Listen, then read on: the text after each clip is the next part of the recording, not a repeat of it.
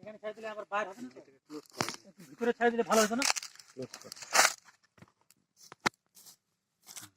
দাদা একটু ভিতরে ছেড়ে দিলে তো ভালো হতো। চলে যাবে চলে যাবে রাস্তার ধারে গেলে।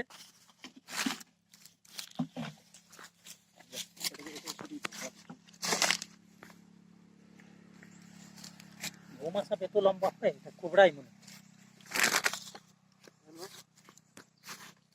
সাইজ ছিল না। আমাদের গ্রুপটাকে নিয়ে নে। হ্যাঁ হ্যাঁ হ্যাঁ হ্যাঁ पूरा फॉरेस्ट को घुरा नहीं নে। कौन हुआ? अच्छा जमाल किधर है? किधर है?